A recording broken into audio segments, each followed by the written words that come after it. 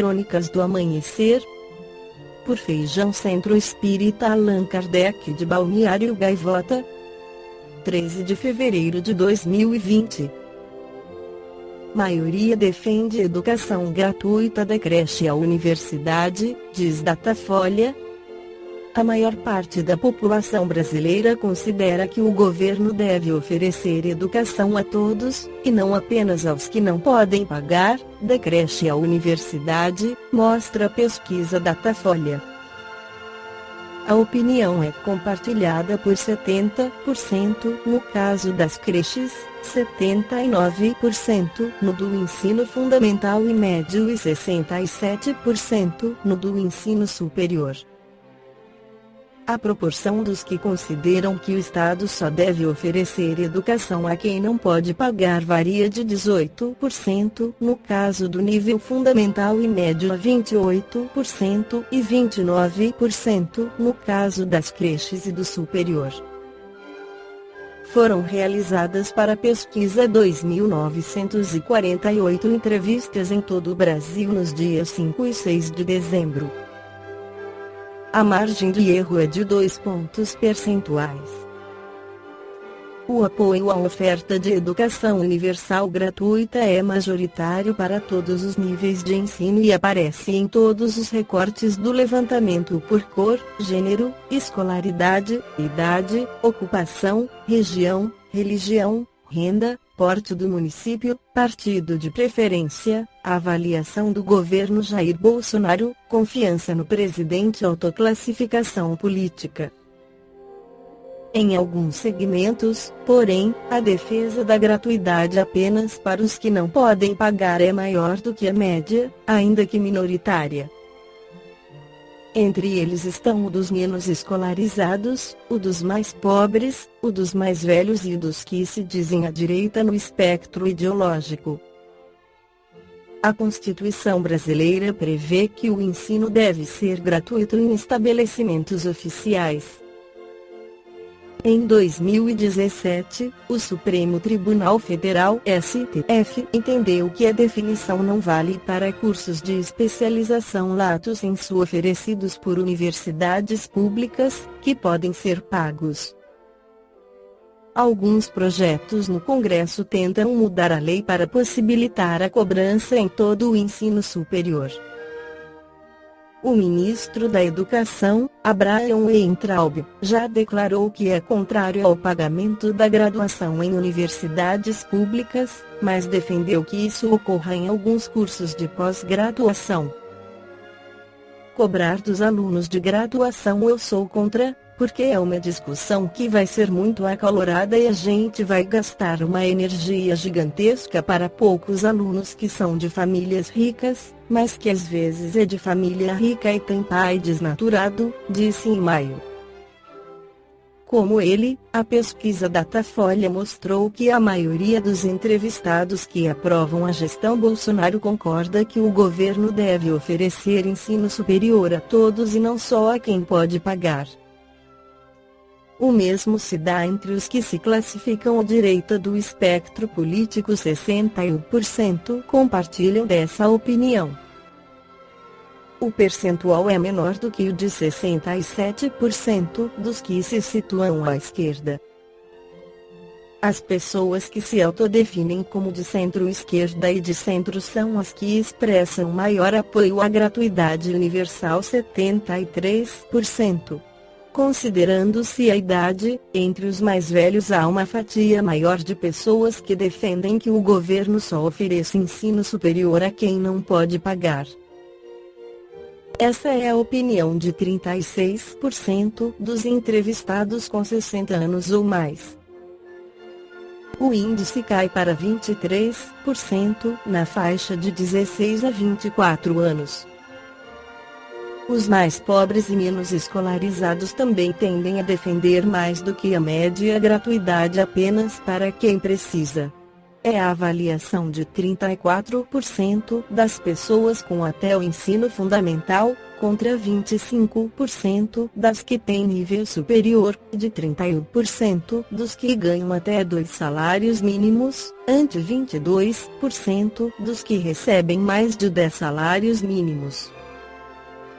Entre os argumentos de quem é a favor da cobrança no ensino superior estão de que a gratuidade é regressiva, pois pobres acabam por pagar faculdade para pessoas com melhores condições, e o de que o dinheiro poderia contribuir para o caixa das universidades.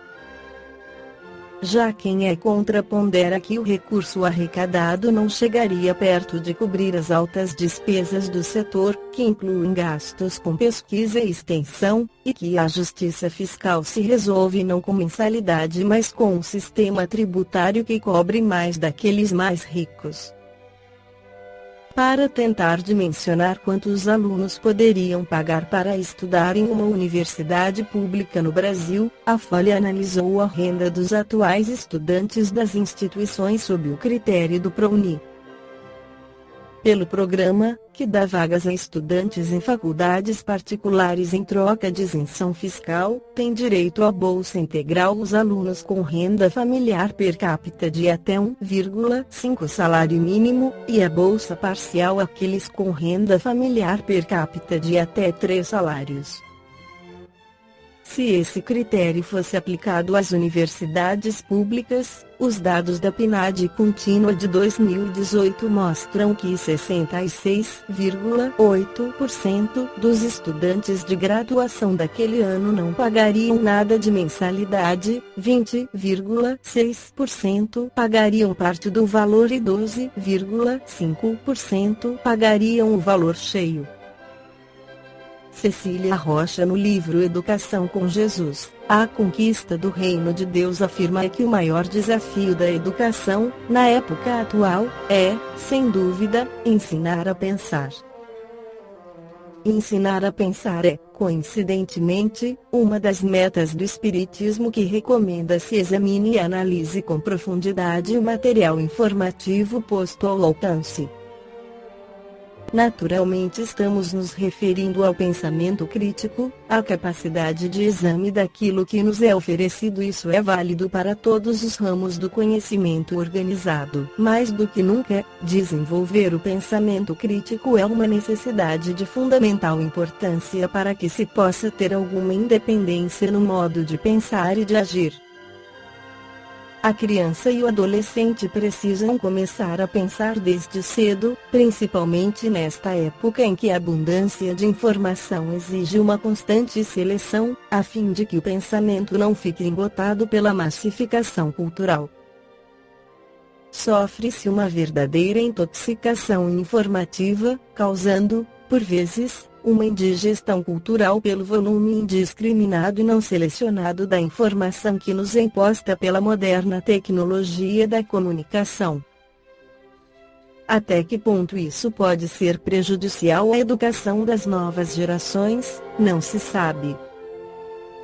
Sabe-se, contudo, que todos temos responsabilidades pela humanização do homem, que devemos respeito à sua identidade como indivíduo singular, sem, todavia, deixar de oferecer-lhe, na fase da infância e da adolescência, os meios, os recursos, as oportunidades, para se desenvolver como pessoa apta a pensar crítica e criativamente.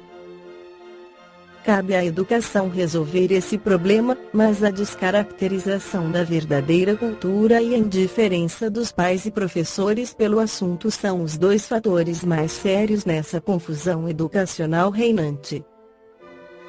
Se a seleção do que é realmente válido em termos de cultura é difícil, porque depende muito da posição de cada um, acrescente-se a esse fato a influência da comunicação de massa que atinge olhos, ouvidos e a mente de maneira tão intensa que anula as fracas tentativas de sistematização do conhecimento no sentido de sua hierarquização. De outro lado, os pais e professores, fiéis ao princípio de liberdade de pensamento mal interpretada, não oferecem ao adolescente os recursos necessários para desenvolver essa capacidade. Porque é preciso aprender a pensar. o adolescente tem que desenvolver essa habilidade. E quando se fala em aprender, logo vem à mente o ensinar, componente do processo que se denominou ensino-aprendizagem, e que é básico nos sistemas educativos. Se os pais e professores não oferecem as oportunidades para que o educando desenvolva a capacidade de pensar, ele ficará à mercê de todos os ataques da massificação de cultura e, em consequência, da massificação do pensamento ou, melhor, da apatia do raciocínio e da reflexão. Será a aceitação pura e não contestada de tudo o que a moderna técnica de comunicação costuma abarrotar a mente de todos nós. Ora, o espírita consciente sabe que educar é formar o homem ético, o homem pensante, o homem singular. Sabe fazer a diferença entre educar e instruir que, embora seja a tese muito debatida, continua ignorada e confusa para muita gente com habilidade específica para determinada função ou profissão. Educar é tornar o profissional, o técnico, o especialista, uma criatura realmente humana, pois o homem não pode agir como uma máquina ou um computador previamente programado. O homem deve ser o guia do técnico, do especialista, primeiro o homem ético, depois o profissional, primeiro o irmão, depois o médico, primeiro o cidadão educado, pensante, cônscio de sua identidade e de seus deveres como membro de uma sociedade de iguais, depois o engenheiro, o advogado, o professor, o administrador, o político ou o comerciante. Ensinar a pensar sensatamente, a indagar, a refletir, a analisar e oferecer bom material para o pensamento crítico é um dos caminhos da verdadeira educação. Em termos de educação, a doutrina espírita não só lhe empresta uma base filosófica de grande alcance, como também oferece excelente conteúdo para desenvolver o pensamento crítico. Seus postulados constituem precioso material com o qual poderemos desenvolver no educando a capacidade de pensar. Com eles, finalmente, poderemos ensinar a pensar. Esta foi a crônica do amanhecer de 13 de fevereiro de 2020. Por Feijão Centro Espírita Allan Kardec de Balneário Gaivota. Que a paz esteja com todos.